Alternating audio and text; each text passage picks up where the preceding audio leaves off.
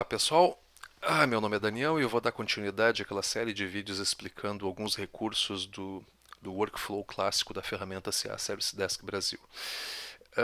Vocês lembram que eu tinha criado uma categoria, né, chamada Incluir, Excluir, Alterar Cadastro de Usuário, né?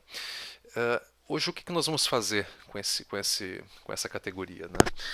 Nós vamos dar a possibilidade de executar tarefas em paralelo e, além disso, ter a possibilidade de reexecutar uma tarefa que já foi concluída previamente. Né? Então, o que eu fiz de alteração? Tá? Nas propriedades não coloquei propriedade nenhuma ainda, nenhuma propriedade adicional, as mesmas aqui, lembrando que a propriedade, se o usuário informar a resposta é excluir, a tarefa de aprovação de chefia seria necessária. Né? No fluxo de trabalho, o que eu fiz? Para colocar a possibilidade de tarefas paralelas, então imaginem o seguinte, antigamente eu só tinha 3 tarefas nesse fluxo aqui, eu tinha o preenchimento, a aprovação da chefia e a tarefa de execução. Agora, até para nós simular o paralelismo, né, eu incluí uma nova tarefa, chamada atualização cadastral na base, que vai ser executada, que precisa ser executada em paralelo à aprovação de chefia. Para que isso seja possível, basta incluir no início, antes da primeira tarefa que precisa ser executada paralela, essa tarefa de início de grupo e, e inserir todas as tarefas que precisam ser executadas em paralelo aqui dentro. Tá? E no final dessa execução, colocar essa tarefa de término de grupo. Essas dois tipos de tarefas são tarefas nativas da ferramenta, a engine de workflow está preparada para isso, então quando ela encontrar essa primeira tarefa aqui de início de grupo, essa tarefa vai ser concluída automaticamente, e em simultâneo, a tarefa de aprovação de chefia e atualização cadastral ficarão pendentes.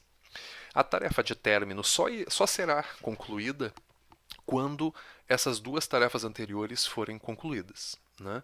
Notem que aqui pode ocorrer um problema. Como elas vão ser executadas em paralelo, imaginem que exista um código spell, uma ação spell, que modifique um atributo do ticket, né, qualquer, tá? Poderia ser o status do ticket, uma estaria alterando o status e a outra estaria alterando algum outro atributo do ticket.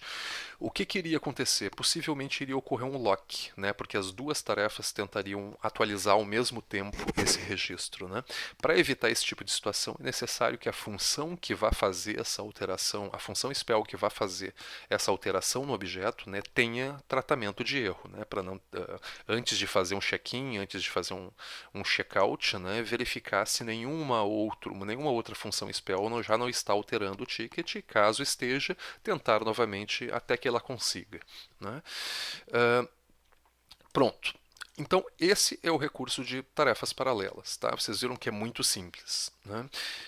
Não é necessário colocar nenhum tipo de ação de macro, né, nessas tarefas aqui de início de grupo e término de grupo. Né? É muito simples.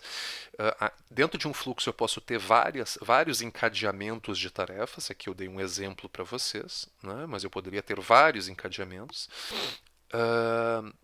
E por fim eu vou mostrar para vocês um recurso aqui de que eu quero ter a possibilidade desta tarefa de execução conseguir reabrir a tarefa preenchimento.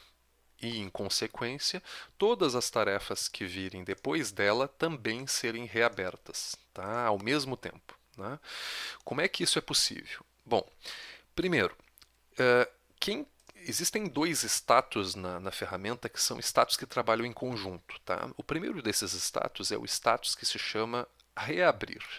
Esse status reabrir, toda vez que uma tarefa tem esse status alterado, né? Toda vez que alguém coloca esse status numa tarefa, a engine de workflow vai procurar nas tarefas subsequentes qualquer tarefa que tenha o status reabrir aguardar.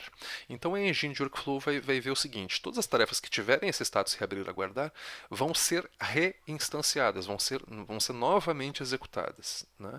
Se eu não quisesse, por exemplo, que a atualização cadastral da base, não, a atualização cadastral da base só é necessário fazer uma vez, não é preciso fazer 2 vezes. Bastaria que eu tirasse esse status de reabrir aguardar de dentro, que eu já fiz antes. Né? Eu até já tirei esse status, né? Só para para mostrar para vocês a diferença.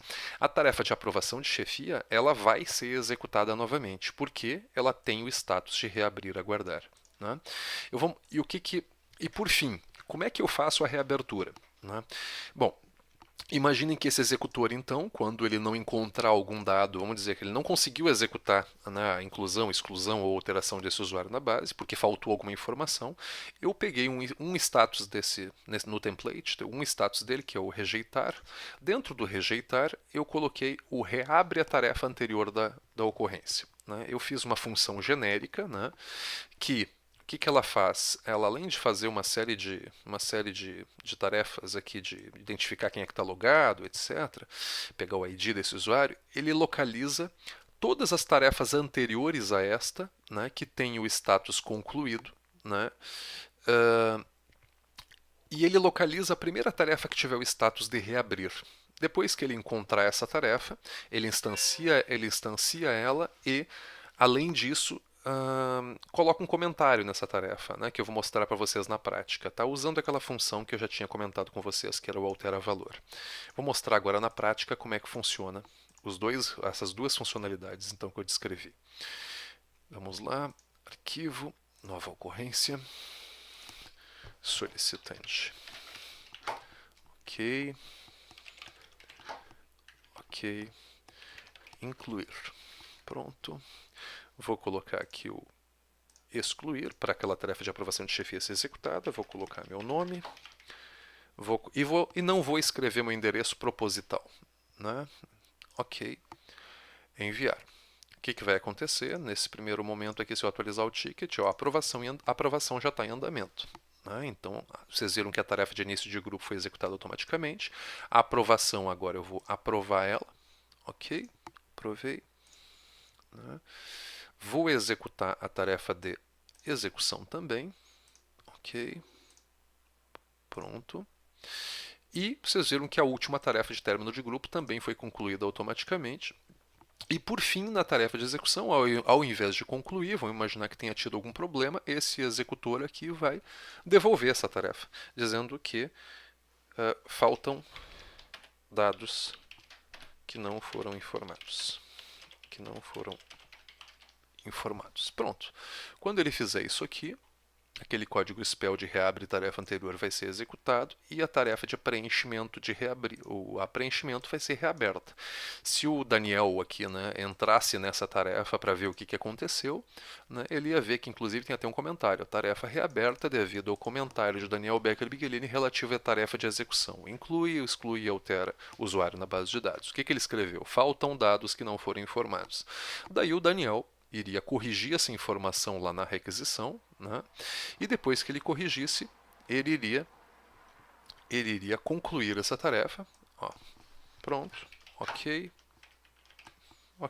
já está cadastrado, já está corrigido, e as tarefas iriam ser novamente executadas. Notem que a única tarefa que não foi executada de novo, né, foi a tarefa esta de atualização cadastral na base, porque nós não colocamos aquele status de reabrir, aguardar. É isso, pessoal. Esse fluxo aqui poderia ficar sendo executado e reexecutado indefinidamente, né? Eu espero que vocês tenham entendido, tenham gostado do vídeo. Eu vou tentar nos próximos vídeos ser mais rápido aí, pelo menos um por semana, tá? Me dá não é fácil fazer isso rapidamente, meu tempo está curto, mas eu vou ver se consigo no próxima segunda-feira publicar o terceiro vídeo que eu vou mostrar algumas outras funcionalidades também bem interessantes, tá ok? Até a próxima, até mais, um abração.